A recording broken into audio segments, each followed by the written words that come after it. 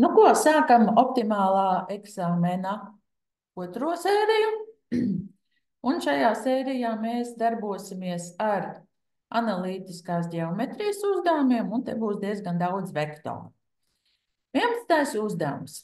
Koordinātu plaknē doti vektori DE, FE un DF. To mēs visu labi redzam. Mums prasa, kura no vienādībām ir patiesa. Un tā te nu mums ir jāatcerās vektoru saskaitīšana un atņemšana ģeometriskā formā. Tātad bija divi likumiņi. Viens bija trīsstūra likumiņš, otrs bija paralelogramu likums. Es te varu nemaz nerunāt par paralelogramu likumu, jo mēs redzam, ka mūsu vektoriņi jau ir izveidojuši trīsstūri. Tātad divus vektorus pēc trīsstūra likuma varēja saskaitīt šādi, ka zīmēja pirmo vektoru un viņam tā gala punktā zīmēja otru vektoru, un tad šo vektoru summa bija vektors, kurš savienoja pirmā vektora sākuma punktu ar otrā vektora gala punktu. Un tātad bultiņas šeit satiekas, tas ir ļoti svarīgi. Nu, mēs redzam, ka gluži tāds zīmējums mums šeit uzzīmēts nav. Bet te, ja labi pastāst, ir ļoti daudz visādas atņemšanas zīmītes. Un, ja mums ir mīnus zīmītes, tad īstenībā mēs varam runāt par pretēju vektoru. Tātad šo te it kā divu vektoru atņemšanu es varu izlasīt kā pie vektora IU pieskaitīts pretējs vektors vektoram Z. Nu tātad uzrakstīšu šeit pieskaitīts pretējs vektors. Nu, tad pretējais vektors vektoram Z būtu šī virzienā, tad tas būtu tā, ka pirmais vektors, pie viņa ir pieskaitīts otrais vektors, un summa ir V vektors. Un man sanāk, jau ar pirmo reizi man arī sanāk. Tā kā tā arī ir atbilde A. Labi, dodamies pie otrā jautājuma. Vektora V koordinātas ir. Nu, vektora V koordinātas mēs varētu nolasīt no zīmējuma, varam arī aprēķināt. Nezinu, kā tu esi pieredzis, man patīk nolasīt no zīmēm. Tātad vektora koordinātas tā darbojas tā kā adrese, ka es no vektora sākuma punktu gribu aiziet līdz vektora gala punktam. Un pirmais, es drīkst pārvietoties tikai par rūtiņām vismaz horizontālajā virzienā, un pēc tam es eju vertikālajā virzienā. Nu tā, tad es eju 1, 2, 3, 4. Es gāju 4 vienības pa kreisi, pretēji x asī, tātad -4. Un tad es eju 1, 2, 3, 4. Es eju 4 vienības y virzienā, tātad +4. Un man sanāk, ka vektora koordināts ir -4 un +4. Un tā ir atbilde B. Kā to var aprēķināt? Nu, aprēķināt to var 2, 3, 4, 5, 6, 7. Tu nolasi punktu koordinātas. Jā, tātad punktam F ir koordinātas 7 -1. Punktam E koordinātas ir 3 un 2, 3, 4, 5. Un tad tu atver formulu lapu un apskaties, kā aprēķina vektora koordinātas. Ja? Tātad no gala punkta x vērtības atņem sākuma punktu. 3 - 7 - 4. Un tā, te bija +1, jā, skaidrs. Un 5 atņemot 1, es iegūstu 4. Nu, manuprāt, tas ir garāks ceļš. Bet tā darīt arī var. Vektora V modulis, jeb garums. Atkal, nu, to visu var skaisti apskatīties formulu lapā, nevēršu vaļā. Bet vektora garumu aprēķina, kāpinot katru vektora koordinātu kvadrātā, saskaitot un velkot kvadrātsakni. Tātad -4 kāpinu kvadrātā, pieskaitu 4 kvadrātā. 16 + 16 ir tas pats, kas 16 reiz 2, un tās ir 4 kvadrātsaknes no 2. Lūk, tā ir atbilde D.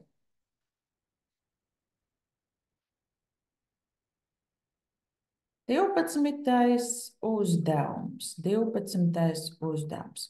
Koordinātu plaknē doti punkti R un F. Nosaki vienādojumu taisnei RF un uzrakstīja to formā y ir k reiz x plus b, kur k un b ir reāli skaitļi. Nu, vispār uzrakstīt vienādojumu taisnei diezgan daudz dažādos veidos. Tas ir pat spēkā pamatskolas skolniekam, ja viņš labi pacenšās. Bet, nu, pastīsimies, ko mums piedāvā formula. Un tātad formula mums piedāvā 3 taisnas vienādojumus. Šis ir pirmais, otrais un trešais. Trešais ir mums labi pazīstamais lineārās funkcijas grafiks. Šis pirmais būs tas, kuru mēs izmantosim, jo to ir visērtāk lietot šādu veidu uzdevumu. Tātad šajā formulā x1 un x2 un y1 un y2 tās ir doto divu punktu koordinātes. Un tā kā mums ir dotas divu punktu koordinātes, nu tad skatoties uz dotajiem skaitļiem, es arī uzrakstīšu šo divu daļu vienādību. Tad es uzskatīšu, ka šis ir x1 un y1, un šis ir x2 un y2. Vispār es iesaku eksāmenā tev arī tā augšā uzrakstīt, lai nekas nesajūk. Ja? Tātad mums tā formuliņa teica, ka mums vajag atņemt no x x1, te būs abās vietās bija x1, un te man pirmais bija x2, un tas man ir 5. Un savukārt te ir y, un es atņemu y1. Tātad y1 man ir -2, abās šajās vietās ir -2, un te man ir y2. Nu, ļoti viltīgi, daudz mīnusu, daudz iespējas kļūdīties ar zīmēm. Tātad 2 mīnusiņi mums dod plusiņu, 5 plus 3 tas ir 8, y plus 2 un 0 plus 2 ir 2. Iegūstam šādu te divu daļu vienādību, ko sauc par proporciju. Izmantošu atkal proporcijas pamatīpašību, reizināšu pa diagonālīti. Un reizinājumi pa diagonālīti pēc proporcijas pamatīpašības ir vienādi. Tad es redzu, ka man būtu izdevīgi abas vienādojuma pusītes izdalīt ar 2. Tie, kuri parasti mulst šajā vietā, to rakstīt nevajag, bet es jums parādu, ko nozīmē dalīt ar 2. Lūk, šeit smuki noīsināsies. Ja? Man paliks reizinātājs tikai tai otrai iekaviņai. Bet būtībā to visu mēs darām galvā. Un mēs iegūstam x plus 3, veru vaļā iekaviņas 4y plus 8. Nu, un tā kā man ir prasīts uzrakstīt to mūsu taisnes vienādojumu kā lineāras funkcijas formulu, tad man tagad ir jādara viss, lai y man būtu vienā pusītē un viss pārējais būtu otrā pusītē. Tāpēc es astotnieku pārcelšu uz kreiso pusi, ja es varu teikt, ka es no vienādojuma abām pusēm atņemu 8. Tātad man sanāk x mīnus 5 vienāds ar 4y, un man vajag, lai y paliek viens pats, tāpēc es dalu ar 4. Un griežu visu vienādojumu riņķī, tad zīmes nemainu, ja es visu griežu riņķī. Un dalīt ar 4 es rakstīšu nevis ar vienu lielu garu daļasvītru, bet es katru šo saskaitāmo dalīšu ar 4. Tā kā x ir skaitlis 1, tad 1 dalīts ar 4 ir 1/4 x un mīnus 5/4. Lūk, kur mēs esam ieguvuši prasīto formu vienādojumam. Ja, šis te arī bija vienādojums taisnei. Ja? Bet šis ir kā lineārās funkcijas formula. Nu, ko mēs esam pirmo jautājumu izdarījuši? Ja, reāli skaidrs, es vēl varēju uzrakstīt 1 vesels un 1/4 šajā vietā. Nosaki vienādojumu taisnei, kas paralēla taisnei RF un iet caur punktu K01. Nu, parunāsim mēs par šo te taisni, ko es ieguvu. Ko tad es par šo taisni zinu? Tās grafiks ir augošs.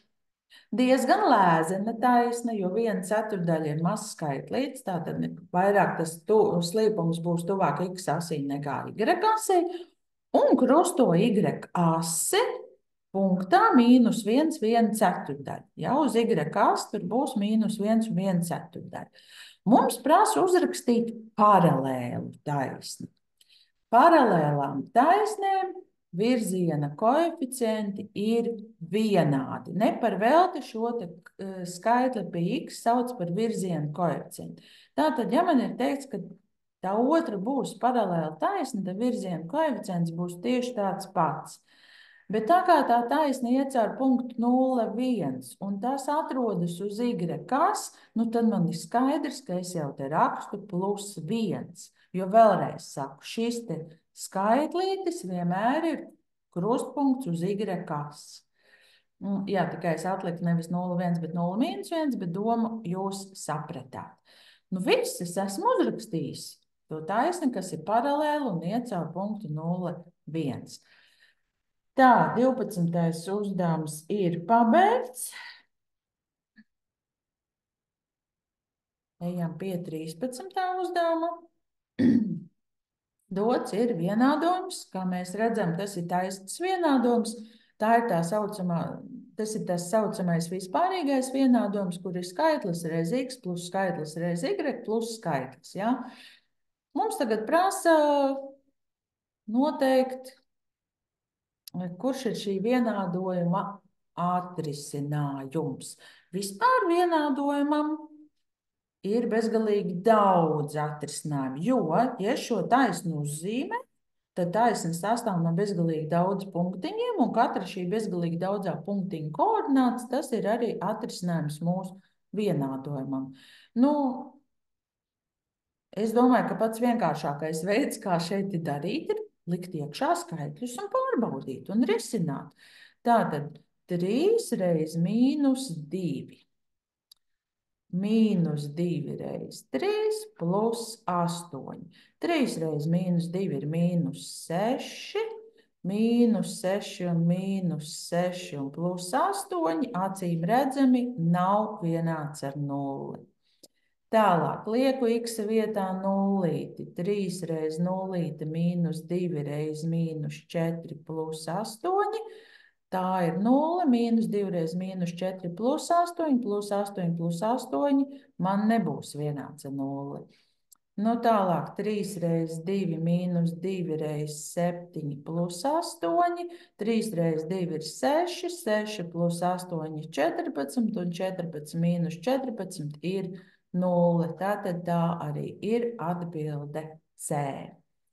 Nu, un tad man saka, nosaka vēl vienu dotā vienādojuma atrisinājumu, atšķirīgi no pirmajā punktā atrastā. Nu, es tikpat labi varu tagad paņemt kaut ko, ko es jau šeit esmu iesākusi. Kaut vai to pašu atbildi A. Ja, kur es rēķināju, ka x ir mīnus 2 un y ir 3, nē, tad man nesanāks tā. Labi, domāšu savādāk, gribēju kā labāk sanāca kā vienmēr. Nu, vienkārši izvēlos kaut kādu smuku skaitli. Kāds ienāk prātā? Nu, tāds, lai jauki rēķināt. Nu, paņemšu to pašu x ir 0. Tātad, ja es ielieku x vietā 0, tad mans vienādojums paliek kā mīnus 2y plus 8 vienāds ar 0. Es tagad izrēķināšu to y vērtību. Jā, izdevu labas puses mīnus 2. Un iegūstu 4. Nu, tātad, lūk, 0,4, tas arī būs viens no atrisinājumiem. Varam vēlreiz eksāmenā divreiz pārbaudīt. 3 reiz 0, 0, mīnus 2 reiz 4, mīnus 8, mīnus 8 plus 8 ir 0. Nu, tā kā te atbilžu varianti bezgalīgi daudz, tas nozīmē, ka eksāmena darba labotājs katru jūsu iesniegto atbildi arī parādīs. Ja tu rakstīji risinājumu tāpat kā es, nu tad noteikti arī uzraksti, ka tā ir atbilde, lai cilvēks nemokās. Vislabāk jau tās palīga darbības rakstīt ir aiz svītriņas. Nu, un tagad mums prasa noteikt šī dotā vienādojuma visu atrisinājumu kopu.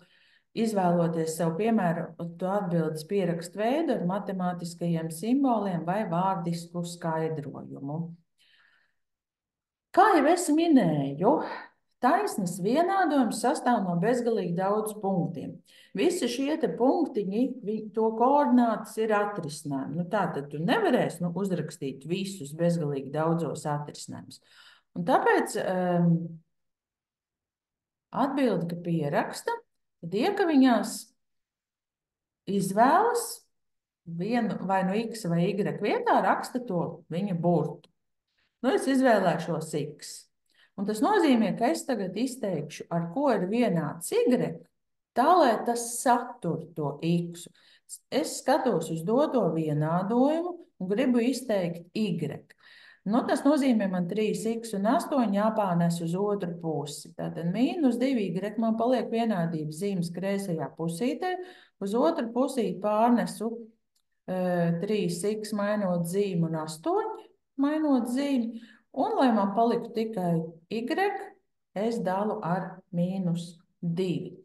Dalīšu atkal katru saskaitāmo. -3 dalīts -2 ir plus 1,5x, un -8 dalīts -2 ir plus 4. Tas nozīmē, ka y vērtību es varu aprēķināt, ieliekot x vērtību šajā formulā un izrēķinot. Kaut arī paņemam manu piemēru, ko es te uzrakstīju, 0. 1,5 reiz 0 ir 0, 0 plus 4 ir 4, un es dabūju to y vērtību. Un tad, lūk, šo te izteiksmi es tagad rakstu šeit iekšā šajā vispārīgajā atrisinājumā. Tā kā tas ir vispārīgais vienādojums, tas nav uzdevums, kas saistīts ar dzīvi, kur varētu būt tikai naturāli skaitļi, tad es šeit rakstu atbildē, ka x pieder visiem reālajiem skaitļiem. Ja man būtu tāds atrisinājums jāuzraksta kaut kādam tekstu uzdevumam, kur mēs skaitām kaut kādas preces, vai kur tiešām var būt tikai naturāli skaitļi, tad es rakstītu, ka x pieder naturāliem skaitļiem. Šī ir viena no atbildēm. Vēl es varēju paņemt y, rakstīt šeit burtiņu y, un tad izteikt, ar ko ir vienāds x no tās izteiksmes, darīt līdzīgi. Var mēģināt arī uzrakstīt ar vārdiem, bet, manuprāt, tas ir sarežģītāk nekā lietot matemātiskos simbolus.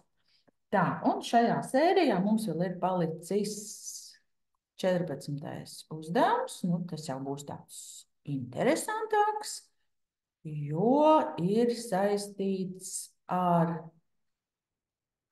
telpisko zīmējumu ar vektoriem 3 dimensiju telpā. Tā, labi. Dots taisnstūra paralēls skaldnis. Vajadzētu viņu mazliet lielāku. Jā. Arī eksāmena oriģinālajā darbā ir īsti jāpiepūlas, lai šos te mazos cipriņus izlasītu. Tā, tātad taisnstūra paralēls kalnim ir daudz taisnu leņķu, jo tas veidojas no taisnstūrīšiem, un tas ir ļoti labi. Punkts A atrodas tur, kur krustojas visas 3 ases, tātad koordināts 0, 0, 0. Punkts H 4, 5, 3, kur tad mums ir H, redz, kur ir H. Tātad uz X as ir 4, uz Y as ir 5 un uz Z as ir 3. Un mums prasa noteikt attālumu no virsotnes G līdz skaldnē EFAD. Tā, izlasīsim, ko mums vēl vajag, jo apstīsimies visiem formulu lapā. Nosaki punkta G koordinātas. Tas būs jānolasa no bildītes. Un nosaki diagonāls AH viduspunkta M koordinātas. Labi, tad mēs tūlīt arī apstīsimies formulu lapā. Viduspunkts, kur jūs varat atrast viduspunktu. Kur ir attālums starp punktiem un nogriežņa viduspunkts. Nogriežņa AB viduspunktu mēs aprēķinām tā, ka mēs saskaitām x koordinātas dalām ar 2 un y koordinātas dalām ar 2. Šis gan ir 2 dimensiju plaknē, ja? Bet 3 dimensiju telpā tas princips ir tieši tas pats. Tāpēc, tad, kad mēs to darīsim, es tieši tāpat saskaitīšu visas punktu koordinātas un dalīšu 2. Tad ko? Attālums ģeometrijā ir perpendikuls. Ja mums prasa atrast attālumu no virsotnes G līdz kaut kādai skaldnei, tad man ir jāmeklē, kur man ir perpendikuls. Tātad skaldne EFAD, lūk, šī skaldne. Tā kā taisnstūra paralēlas skaldnes veidojas no taisnstūriem, tad GF ir perpendikulārs pret EF, un, ja es aplūkoju šo taisnstūrī, tad GF ir perpendikulārs pret FA.